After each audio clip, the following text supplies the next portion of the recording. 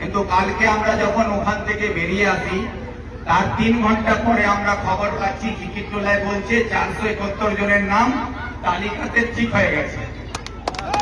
এটা ভালো, এই 471 জনের নাম ঠিক হয়ে গেছে। ওয়ারে বলছে যে 400 লোকের মধ্যে আমাদের সকলের নাম ঠিক হয়ে গেছে, মাত্র 17 জনের নাম আটকে আছে।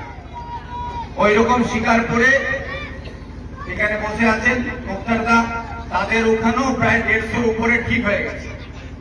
এই যে তৃণমূলের নেতারা বুঝাচ্ছে না, এটা সুপ্রিম কোর্টের হচ্ছে, জাজরা নাম ঠিক করছে, এখানে আমাদের করার কিছু নাই। যদি তোমাদের করার কিছু না থাকতো তাহলে জাজ তোমার নাম কেটেছিল, তাহলে বিডিওকে হুমকি দিলে তোমার সরকার কি করে রাতারাতি আমার নাম ঠিক করে দিল? এটা প্রশ্ন আসছে কিনা ভালো করে বুঝবেন। তার জন্যই আমি বলছি, এই হচ্ছে মমতা ব্যানার্জির বিজেপির দালাল। যেটা বিজেপি বলছে সেটা করছে।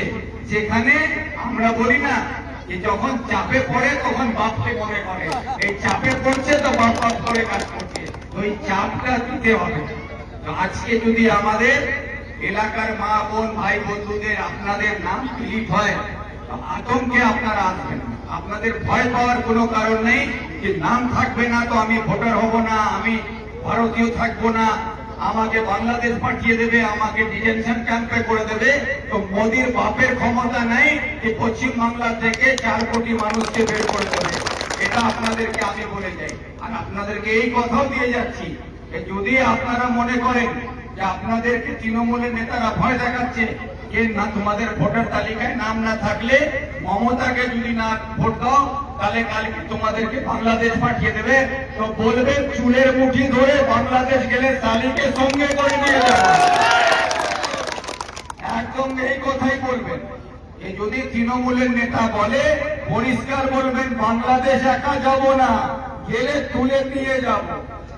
আর এই কথা বলবেন। আর বলছে কি বিজেপি বলে যে পাকিস্তান পাঠিয়ে দেবে।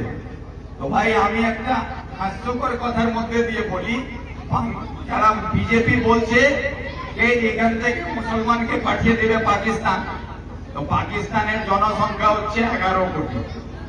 কত? 11 কোটি। আর আমাদের জনসংখ্যা কত হচ্ছে? 40 কোটির উপরে।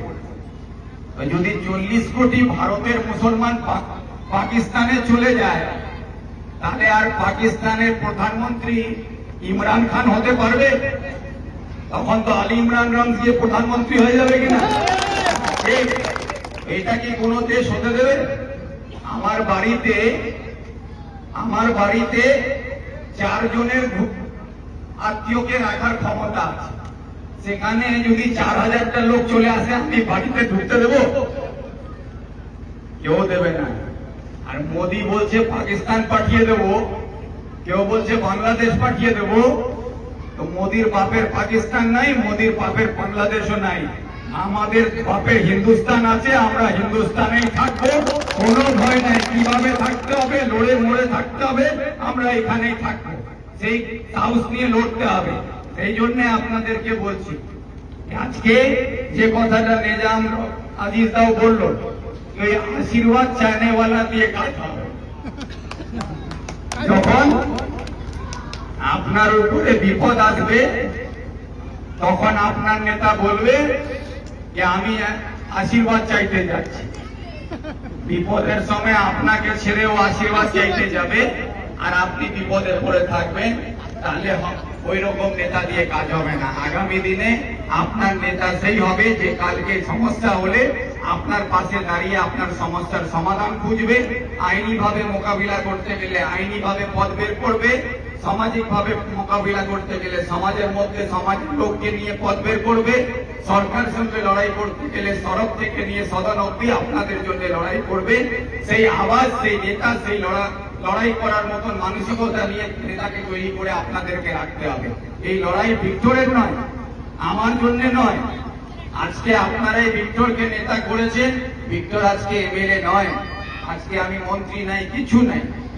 কিন্তু পশ্চিম বাংলায় আজ থেকে 7 মাস আগে আনন্দবাজার একটা বিখ্যাত খবরের পত্রিকা, সেই বলছে যে পশ্চিম বাংলার মধ্যে যদি 4 জন নেতা হয় যে জননেতা হিসাবে যাকে পশ্চিমবাংলায় আজকে দেখতে হবে, তার মধ্যে 1 নম্বর স্থান হচ্ছে রাজ্যের মুখ্যমন্ত্রী মমতা ব্যানার্জি, যত উনি জননেত্রী এবং রাজ্যের মুখ্যমন্ত্রী আছেন।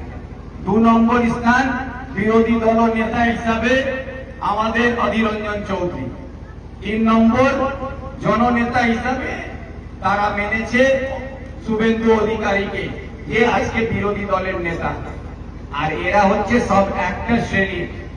আর এর পরের যে জেনারেশন বা এর পরের প্রজন্মের যদি কোনো জননেতা থাকে পশ্চিমবাংলায়, সেই নেতা হচ্ছে আপনাদের নেতা, আপনাদের ভিক্টর, তার নাম ওখানে না হয়।